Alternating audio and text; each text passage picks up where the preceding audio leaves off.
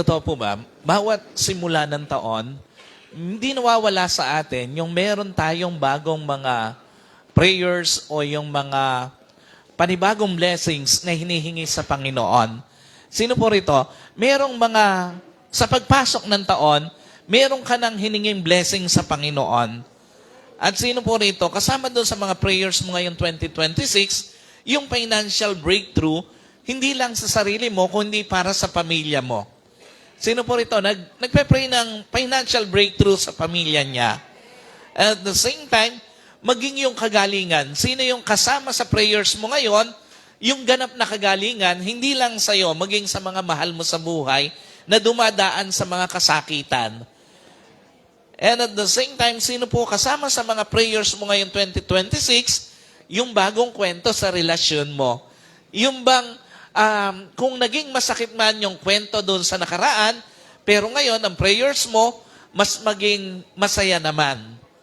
At sino po rito, kasama sa prayers mo ngayon 2026, yung bigyan ka ng mas mabungang paglilingkod sa Panginoon.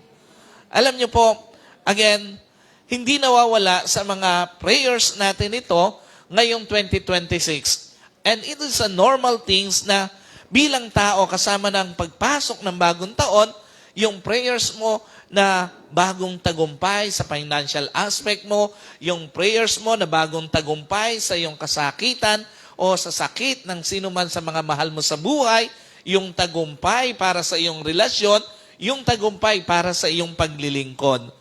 But as you pray for new things, new blessings, new success sa 2026, may mga bagay na dapat hindi mo makalimutan. And as you pray for new things, new blessings, new success sa 2026 journey mo, may mga katotohanan na hindi mo dapat makalimutan. At dapat mas maging malinaw sa iyo yung mga bagay na ito. Now, ang tanong, ano ba yung mga bagay na hindi natin makalimutan o dapat makalimutan? Yung mga bagay na dapat maging malinaw sa atin, and at the same time, yung mga bagay na maging makatotohanan sa bawat isa sa atin. Alam niyo po, there are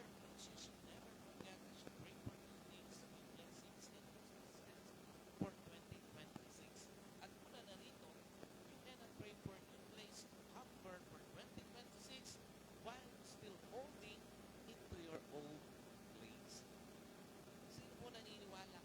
Walang bagong bagay, walang bagong tagumpay sa finances mo hanggat nasa old ways ka or place ng finances mo o financial aspect ng buhay mo. Totoo mo ba yan? Wala kang magiging bagong kwento, wala kang magiging bagong tagumpay sa finances mo kung nandoon ka pa rin sa old ways o doon sa old place ng financial aspect mo. Walang bagong tagumpay, walang bagong kwento sa iyong kasakitan, maging sa iyong kalusugan, kung nandoon ka pa rin doon sa dating lifestyle na meron ka. Wala ring bagong bagay, wala ring bagong tagumpay sa relasyon mo hanggat nasa old ways ka o nasa old place ka ng relationship mo. Maging sa iyong paglilingkod, walang bagong tagumpay sa ministry mo. Walang bagong kwento sa paglilingkod mo. Hanggat nasa old ways ka or place ka sa ministry mo. Pansin ninyo, yung mga Israelites dito sa Exodus chapter 14 verses 10 to 12, ang sabi nila, nang ang paraon ay papalapit na, tumingin sa likuran ang mga Israelita o yung mga anak ni Israel at nakita ng mga Egyptyo ay sumusunod sa kanila. Sila'y lumang takot ang mga anak ni Israel ay tumawag sa Panginoon. Kanilang sinabi kay Moses, dahil ba sa walang libingan sa Ehipto, kung kaya't dinala mo kami dito upang mamatay sa ilang? Anong ginawa mo sa amin at inilabas mo kami sa Ehipto?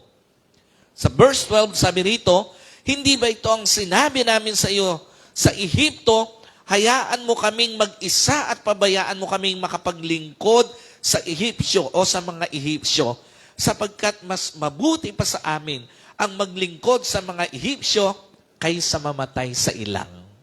Yun po ang sabi nila kay Moses. Ano tinuturo nito?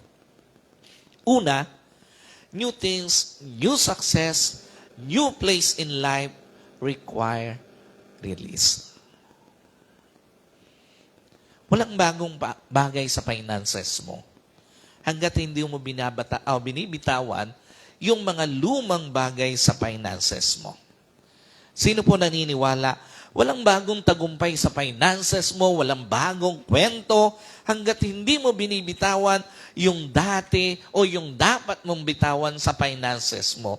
Yung walang habas na paggasta, yung walang habas na pagtulog, yung walang habas na kadi-deserve mo, hindi magkakaroon ng bagong kwento ang finances mo. Alam niyo po, again, yung mga bagong kwento sa ating buhay, sa finances natin, alam niyo po, it requires release. May mga kailangan kang bitawan para doon sa bagong kwento sa iyong finances, para doon sa bagong kwento sa iyong kabuhayan. The same concept sa relasyon mo. Walang bagong kwento, walang bagong tagumpay, hanggat hindi mo binibitawan yung dapat mong bitawan. At maging sa paglilingkod mo, walang bagong kwento, walang bagong tagumpay, hanggat hindi mo binibitawan yung dapat mong bitawan sa paglilingkod mo. Alam niyo po, ang malungkot lang, minsan, kung alin pa yung dapat mong bitawan sa financial aspect mo, madalas, yung pa yung nag-aalinlangan kang bitawan. Totoo po ba yun?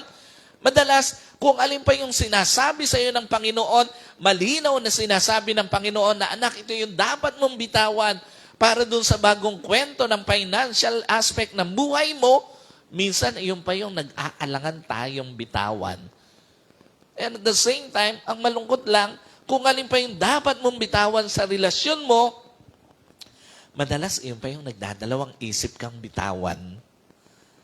At ang malungkot lang minsan, kung ano pa yung dapat mong bitawan sa paglilingkod mo, madalas yung pa yung natatakot kang bitawan.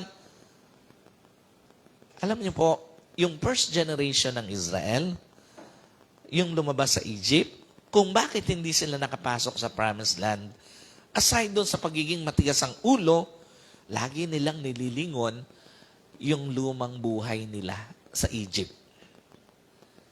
Sino po rito aminado? Madalas, binabalik-balikan mo yung mga nakaraan sa buhay mo. Hindi mo na dapat balikan pa.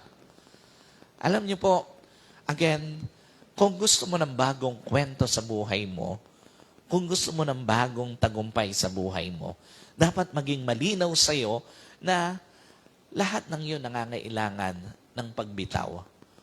Wala kang magiging bagong kwento, wala kang magiging bagong tagumpay nang hindi mo binibitawan yung dapat mong bitawan. Sa financial aspect mo man yan, sa iyong relasyon man yan, sa iyong sakit man yan o kalusugan, at maging sa iyong paglilingkod.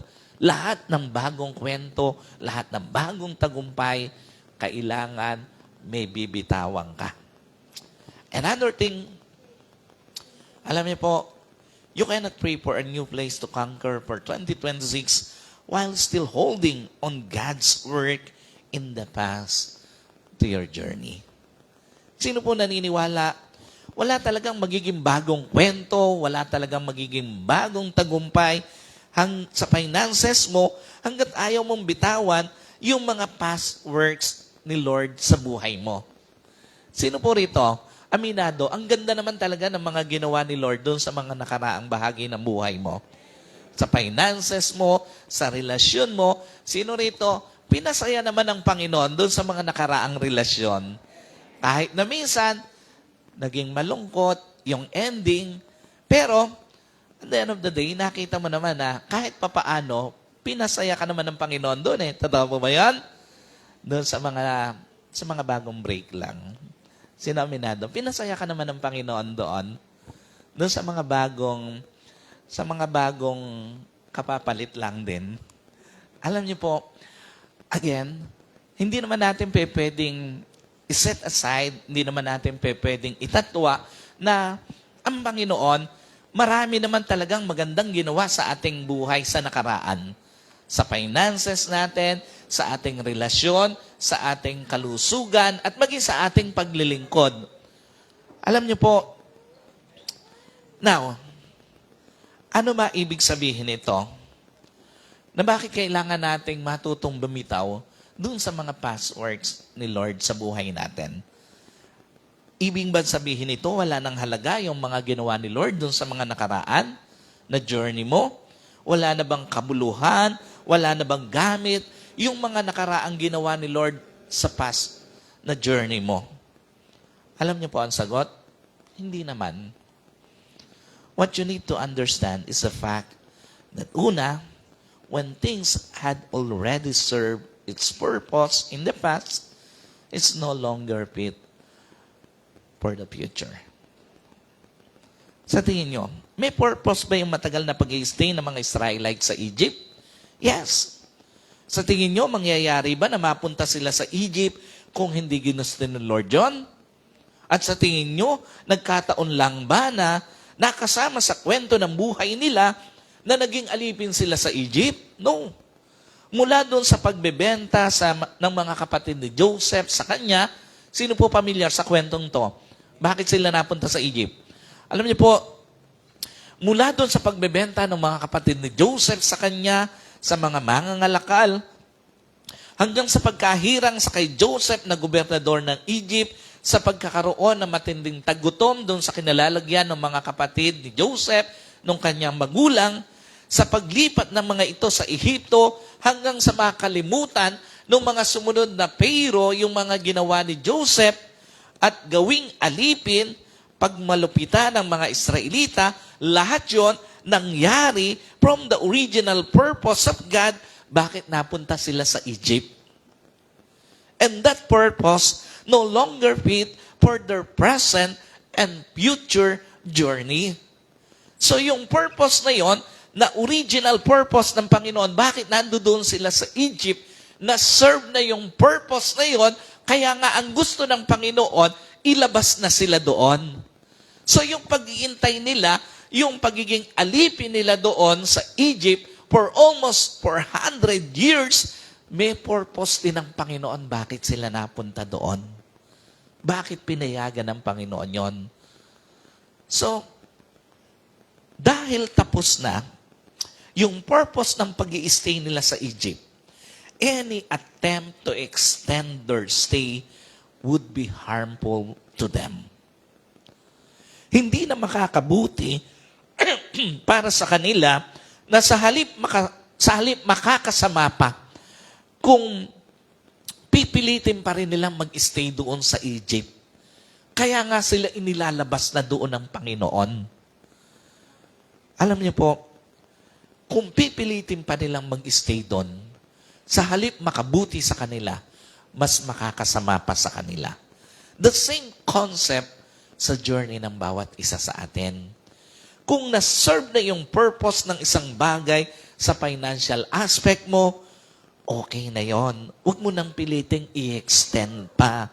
Baka sa halip makabuti, makasama pa sa'yo. Baka dinala ka ng Panginoon sa isang lugar para doon sa financial breakthrough mo for that time. Ngayon, tapos na yung purpose na yon, huwag mo nang pilitin pang i-extend.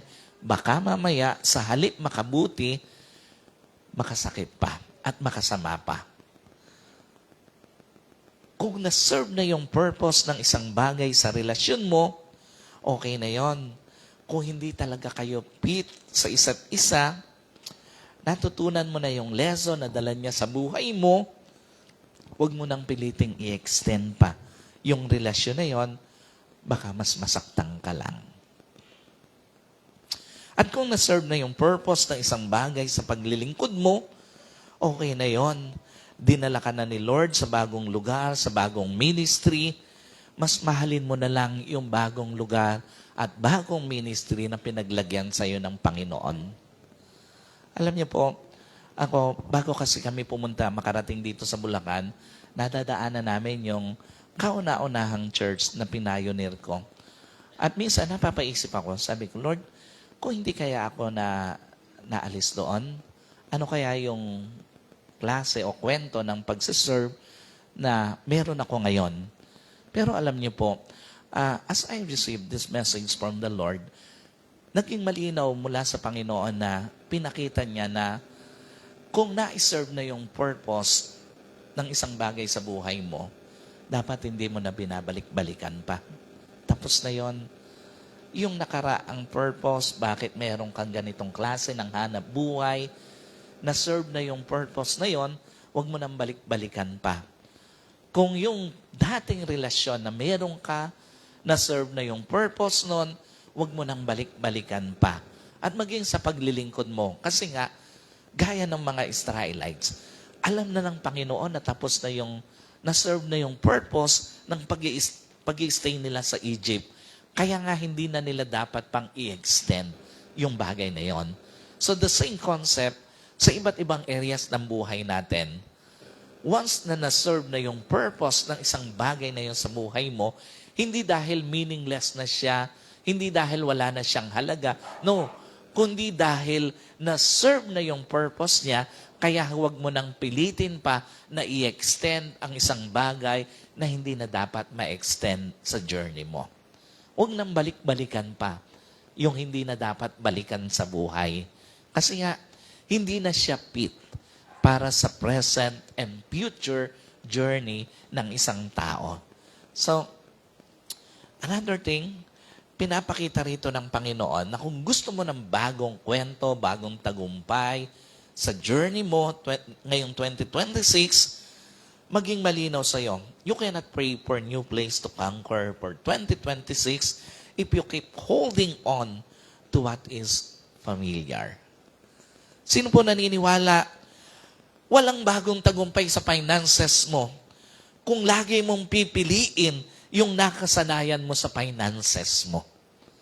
Yung nakasanayan mong lagi kang gasta ng gasta, yung nakasanayan mong wala kang plano, yung nakasanayan mo na hindi mo man lang natatrack kung nasa saan na yung pera mo, kung saan na siya napunta. Alam niyo po, walang bagong tagumpay sa journey mo sa finances. Walang bagong kwento sa finances mo kapag ka ang lagi mo na lang gagawin ay yung nakasanayan mo sa finances mo. The same concept sa relasyon mo, sa paglilingkod mo. Kung lagi mong pipiliin yung nakasanayan mo, walang bagong kwento, walang bagong tagumpay. Pansinin niyo ang sabi ng mga Israelita dito sa Numbers 11:15, mabuti pa sa Ehipto, doon nahihingi lang ng isda at nakaalala ba ninyo ang pipino, pakwan, sibuyas, bawang at gulay na kinakain natin doon? At this point of their journey, nagrereklamo na sila sa Panginoon dahil nananawa na sila doon sa mana na araw-araw nilang kinakain, yung pinababagsak ng Panginoon.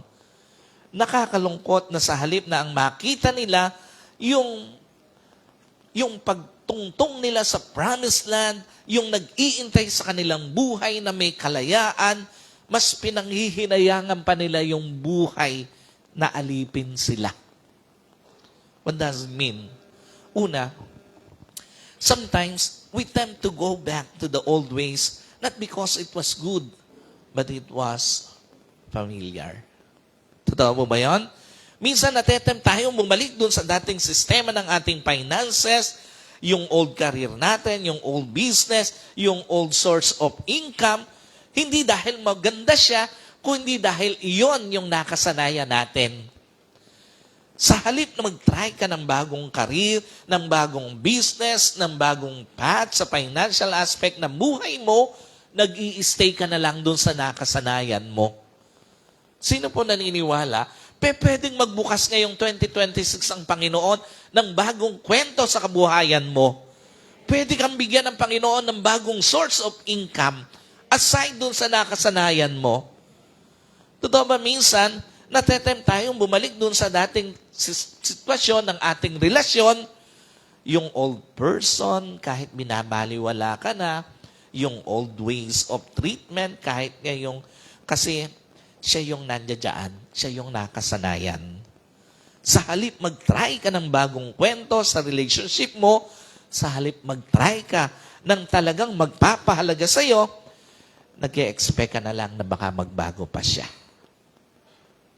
At totoo ba minsan, natetempt tayo doon sa dating sistema ng ating paglilingkod, yung mga dating silk groups, yung mga old silk groups, old members, old place of ministry, kasi yun yung nakasanayan mo. Totoo po ba yan sa mga leaders natin? Masakit mang aminin, minsan, yun at yun na lang ang ginagawa natin simply because yun yung familiar sa atin. Alam niyo po, bago itong pagpasok ng taon, of course, mayroong mga reorganization sa ilang areas ng ministry sa ating pong simbahan. May mga pastors, may mga leaders na kahit na matagal na nilang nakasanayan yung area ng ministry na yon, kinailangan pa rin nilang lumipat doon sa pinaglalagyan sa kanila ng Panginoon. Alam niyo po, may mga lugar na madali dahil nakasanayan mo na, pero kung meron ng pinagagawa sa iyo ang Panginoon na bago, kailangan mo na talagang gawin yung pinagagawa sa iyo ng Panginoon na bago. Alam niyo po, si Pastor Mac, hindi madali yung pag-handle ng teens, yung pagiging teens director. So, bago magsimula ang 2026, nilagay ko na po siya, tinanggal ko na doon sa sabi niya, tayo magpapaalam na po ba ako sa finance? Sabi ko, sige. Although, pag tinignan mo, mas convenient na kumpara doon sa mag-handle ka ng mga teens. Pero alam niyo po, may mga pinagagawa sa atin ng Panginoon na much harder but most needed in ministry. It doesn't mean na hindi importante ang financial, yung finance department. Kasi nga, pag tinignan nyo, lahat tayo nakauwi na, ang finance team po, nagbibilang pa, nag-aayos pa. Kasi maraming records na ginagawa para sa kaayusan. Kasi nga, every cent, kinakailangan nilang maging maayos, mabalanse. Kasi hindi naman natin pera yan eh. Pera ng Panginoon yan eh. Kaya nga, madalas sila, alas 12:30, alauna, nandoon pa, nag-aayos pa ng records. Alam niyo po, balik tayo doon sa kay Pastor Mac. Bagamat hindi siya madali, kung talagang magpo-focus ka na doon sa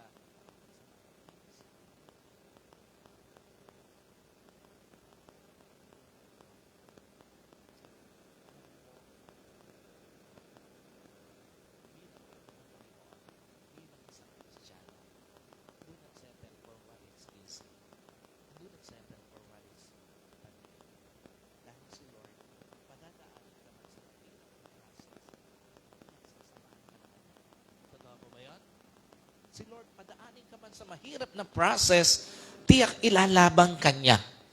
At si Lord, kahit padaanin ka man sa mahirap na process, tiyak pagtatagumpayin kanya. Bukod sa sasamahan kanya, bukod sa ilalabang kanya, tiyak pagtatagumpayin ka man ng Panginoon. Now, the question is, ano ba dapat mong gawin? Sabay ng panalangin mo na ngayong 2026 para sa bagong kwento, bagong tagumpay, ng iba't ibang areas ng buhay mo. Alam niyo po, when praying for new things in your 2026 journey, number 1, believe that God is more than willing to divide your own Red Sea towards your answered prayer. Totoo ba minsan, ang hadlang sa financial freedom mo, parang singlawak ng dagat. Sino po rito na-experience na yon? Yung bang hindi mo makita-kita kung papaano ka magiginhawa sa buhay. Yung hindi mo makita-kita kung papaano ka ba makakalabas doon sa pagkakabaon mo sa kahirapan at sa pagkakabaon mo sa utang. Totoo po ba? Minsan, parang sinlawak ng dagat yung hadlang para doon sa kaayusan ng marriage mo. Sa kaayusan ng relasyon mo. And at the same time, totoo po ba, minsan, parang sinlawak ng dagat yung hadlang para gumaling ka o ang mahal mo sa buhay, sa sakit. At maging sa paglilingkod. Napansin nyo, minsan, parang sinlawak ng dagat ang hadlang para magtagumpay ka, mamunga yung paglilingkod mo, yung ministry mo. Ano pinapakita rito ng Panginoon? By the way, sino po naniniwala? Kahit gaano pa kalaki, kalalim ang hadlang sa pagginhawa mo at ng pamilya mo, kaya itong tanggalin ng Panginoon. Totoo mo ba yan? Kahit gaano pa siya kalalim, kahit gaano pa kalawak yung hadlang na yan, kaya kang paginhawahin ng Panginoon. Sino po rito na-experience na yan?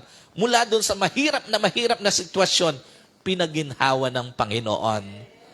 Yung hindi ka lang inihaw ng Panginoon sa hirap, binigyan ka pa ng magandang bahay, binigyan ka pa ng maayos na sasakyan, binigyan ka pa ng maayos na finances ngayon. Alam niyo po, pagbabalikan mo yung mga nakaraang kwento ng buhay mo, makikita mo na parang dumaan ka doon sa isang napakalawak na dagat na hadlang para maabot ang pagginhawa sa buhay. Pero pansinin nyo, marami dito sa atin, pinadaan doon ng Panginoon. Tinanggal ng Panginoon yung hadlang na yon. Although sa umpisa, parang imposible, pero ginawang posible ng Panginoon. The same concept sa ating relasyon.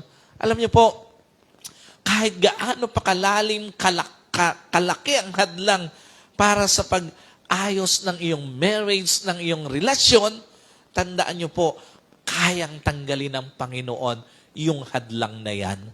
Maging sa kagalingan, sa isang sakit, kahit gaano pa kalawak yung hadlang na yan, kayang tanggalin ng Diyos yung hadlang na yon. At maging sa paglilingkod mo, kung tingin mo parang napakalawak ng hadlang para sa pamumunga ng iyong paglilingkod, maniwala ka, kayang tanggalin ng Diyos yung hadlang na yan. Pansinin nyo, ang sabi doon sa Exodus 14:21, pagkatapos inuunat ni Moses ang kanyang kamay sa ibabaw ng dagat at pinaghiwalay ng Panginoon ang dagat sa pamamagitan ng isang malakas na hangin mula sa silangan sa buong magdamag at ang dagat ay ginawang tuyong lupa at ang tubig ay nahawi. Sino po naniniwala? Gaya ng ipinaranas ng Diyos sa mga Israelita na himala, kaya ding iparanas ng Diyos ang himala na yon ngayong 2026 sa pamilya mo.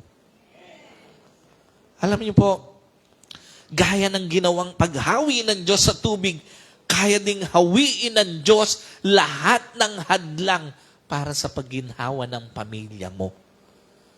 Gaya ng ginawa ng Diyos na paghawi ng tubig, kaya ring hawiin ng Diyos lahat ng hadlang para sa pag-ayos ng marriage mo, ng iyong kalusugan o ng kalusugan ng mahal mo sa buhay at maging ng iyong paglilingkod. Maniwala ka. Alam niyo po,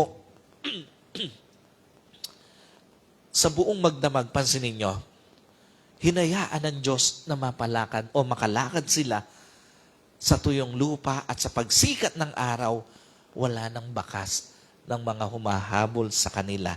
Ganap na silang malaya. Ano pinapakita nito? Maniwala ka isang umaga, ngayong 2026, sasalubungin ka ng isang umaga na wala ng bakas ng kahirapan sa buhay mo at ng pamilya mo. Ganap ka ng malaya sa kahirapan. Sino po rito gusto niyang maranasan yon? Alam niyo po, isang umaga, pwedeng magising ka, sasalubungin ka na wala ng bakas ng sakit sa katawan mo, ganap ka ng malaya sa karamdaman, o ang sino man sa mga mahal mo sa buhay. Maniwala ka isang umaga ngayong 2026, sasalubungin ka ng isang umaga na wala ng bakas ng gulo, ng conflict sa marriage mo o sa relasyon mo. Ganap ng malaya ang marriage mo at ang relasyon mo sa anumang conflict. At maging sa paglilingkod mo, maniwala ka, ngayong 2026, pwede kang salubungin ng isang umaga na wala ng bakas ng kabiguan sa paglilingkod mo. Alam niyo po, yung Diyos na naghimala, humati ng dagat ng Red Sea, ay siya ring Diyos na pinaniniwalaan natin ngayon. At siya ring Diyos na kayang gumawa ng ginawa niya doon sa mga Israelita ilang libong taon na ang nakaraan. Ikalawa, believe that God is more than willing to tear down your own wall of Jericho towards your answered prayers. Sino po naniniwala? Walang mahirap na finances o sitwasyon sa finances mo ang hindi kayang ibagsak ng Diyos. Maging sa iyong relasyon, sa iyong kalusugan at sa iyong paglilingkod. What does it mean? Yung akala mo na imposibleng hadlang sa pangako ng Diyos sa finances mo, Diyos din ang magtatanggal nung hadlang na yan. Yung akala mo imposibleng hadlang para doon sa iyong relasyon, sa iyong kagalingan, sa iyong paglilingkod, maniwala ka, Diyos din ang magbabagsak nung mga hadlang na yan. Why? Because no wall is too strong for God to bring down. No barrier is too strong for God to bring down, and no obstacle is too strong for God to bring down. Maniwala ka, when God intervene to your finances, walang makakapigil sa Diyos na iparana sa iyo ang totoong financial freedom.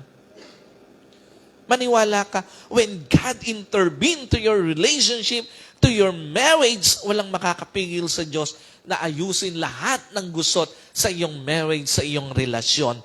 And when God intervene to your sickness, walang makakapigil sa Diyos na pagalingin ka.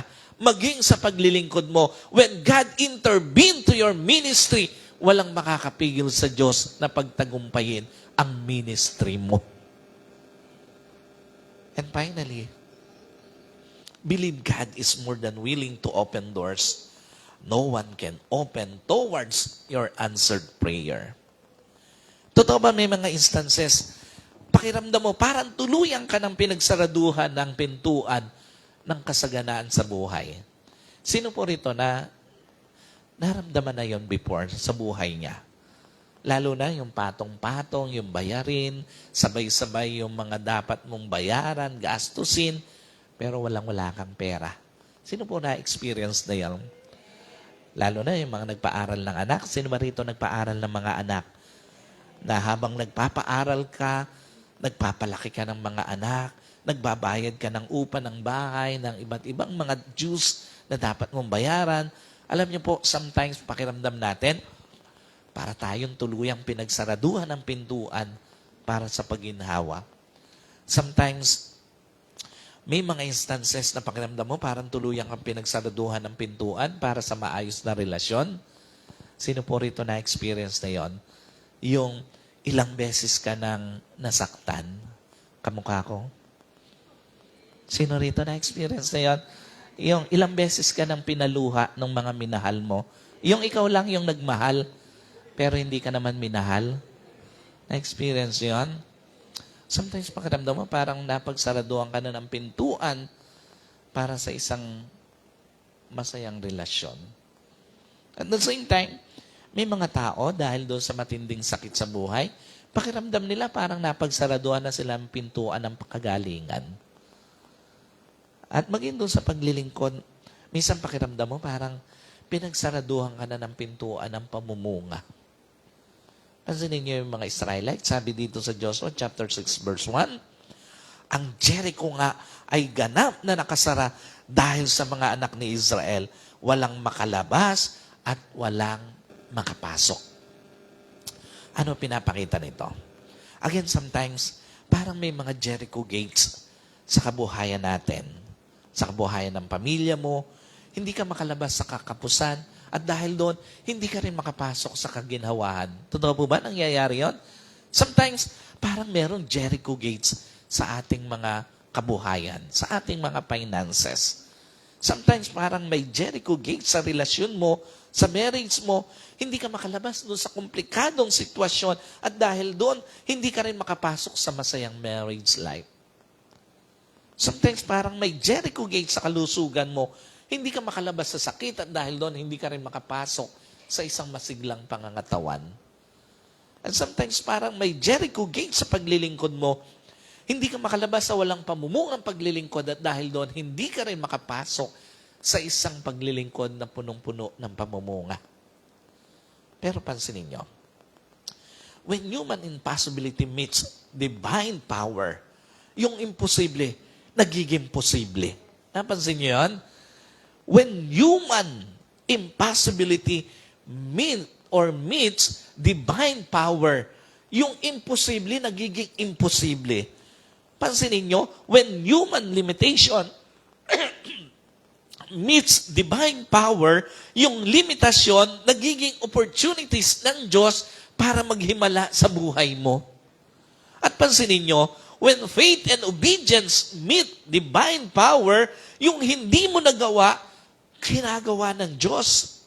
Doon sa finances mo, sa relasyon mo, sa sakit mo, sa paglilingkod mo. Pansinin nyo, yung mga Israelites, hindi nila kayang pasukin yon dahil napaka-fortified nung nasabing gates na yon ng mga taga-Jericho. But again, when human impossibility meets divine intervention, meets divine power, walang imposible. Walang nanatiling imposible. Walang nanatiling limitado nung ma-meet ng human limitations yung divine power na yon ng Panginoon. The same concept sa iba't ibang areas ng buhay mo, sa finances mo, sa iyong kalusugan, sa iyong paglilingkod, sa iyong relasyon. When divine power meets impossibilities, yung akala mo imposible na, gagawin palang posible ng Diyos. Yung akala mong wala ng pag-asa, gagawin pala ng Diyos na posible. This 2026, church, maniwala ka, ang pagbitaw doon sa nakaraan, pagbitaw doon sa buhay na hinayaan na ng Diyos na matapos na. Yung mga dapat na hindi mo na nililingon pa, huwag mo nang lingunin. Maniwala ka, ang pagbitaw sa nakaraan ay pagtaak sa bagong journey, sa bagong kwento, sa bagong tagumpay. Kailangan mo lang maunawaan na wala talagang bagong lugar, walang bagong tagumpay sa finances mo, sa relationship mo, sa kalusugan mo, maging sa iyong paglilingkod, nang hindi ka umaalis sa dating lugar ng buhay mo. Nang hindi ka umaalis doon sa mga nakalipas na gawa ng Diyos, nang hindi ka umaalis sa mga nakasanayan mo. Maniwala ka ngayon 2026, walang malawak na dagat. Walang malawak na hadlang na makakapigil sa Diyos para sagutin yung mga panalangin mo, para sa kabuhayan mo, sa iyong relasyon, sa iyong marriage, sa iyong sakit, sa iyong paglilingkod. Maniwala ka ngayong 2026, walang mataas na pader na makakahadlang para sa mga answered prayers mula sa Diyos. At maniwala ka, ngayong 2026, sisimulang buksan ng Diyos ang maraming saradong pintuan sa journey mo. Pintuan ng kasaganaan para sa iyo at sa pamilya mo. Pintuan ng pag-aayos ng marriage mo. Pintuan ng kagalingan sa sakit mo. At pintuan ng pamumunga sa paglilingkod mo. So again, leave what you have to leave behind. Kasi nga, hindi mo makikita yung bagong gagawin ng Diyos hanggat nakapokus ka doon sa nakaraan. At maniwala ka, yung akala mo na imposible, kayang gawing posible ng Diyos. Yung akala mo nagadagat na hadlang, kayang hatiin niya ng Diyos para sagutin ang mga prayers mo. Yung akala mo na napakataas na pader na hadlang, kayang pabagsakin niya ng Diyos para sa mga answered prayers sa buhay mo. At yung akala mo na parang nagsarado ng pintuan para sa'yo, oh, 2026 will become a year of amazing advance sa buhay mo. Magugulat ka sa gagawin ng Diyos sa kabuhayan mo, sa bubuksan ng Diyos ng mga opportunities sa kabuhayan mo, sa finances mo. Magugulat ka sa bubuksan ng Diyos ng mga pintuan, mga opportunities sa iyong marriage, sa iyong relationship, sa iyong paglilingkod, at maging sa iyong kalusugan. Alam niyo po, gaya ng sinabi sa atin ng Panginoon, when things and their purpose have already served. Bitawan mo na yon para doon sa bagong kwento na nag-iintay sa'yo. Gaya ng pinakita ng Panginoon,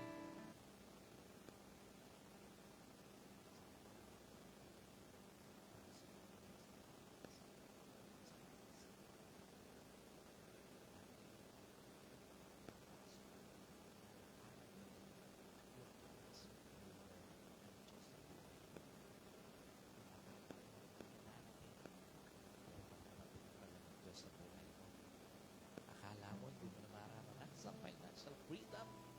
Ipararanas pa pala ng Diyos sa iyo at sa pamilya mo. Yung akala mo hindi na kayo mabubuo, bubuuin pa pala kayo ng Panginoon. Yung akala mo hindi ka nagagaling o ang mahal mo sa buhay, pagagalingin ka pa pala ng Panginoon. At yung akala mo hindi ka na mamumunga sa paglilingkod mo, itatayo ka pa pala ng Panginoon, hindi lang leader, kundi bilang isang pastor pa. Again, maniwala ka. 2026 will become a year of answered prayers sa iba't ibang areas ng buhay mo. Let us pray. Lord, sa oras na ito, sa aming pong pagpapatuloy, nalangin ko po, Panginoon, na sa pamamagitan ng anointing of oil na amin pong gagawin ngayon, isisil mo po, Panginoon, lahat ng aming tinanggap at pinanampalatayanan mula sa iyong mga salita na aming narinig, Panginoon. Lord, muli po ang dalangin ko, wala pong hindi matupad sa mga panalangin na inilagay mo sa puso ng iyong mga anak sa oras na ito para po sa taon ng 2026. Lord, dalangin ko po na lahat ng inilagay mo, Panginoon, na dalangin sa kanilang puso, isang araw lalakaran po nila at ng kanilang pamilya. Salamat po. At muli po, sa kabuuan po ng gawain, sa mga susunod na bahagi pa, wala pong ibang mataas kundi ikaw lamang, sa pangalan ng aming Panginoong Jesus. Amen.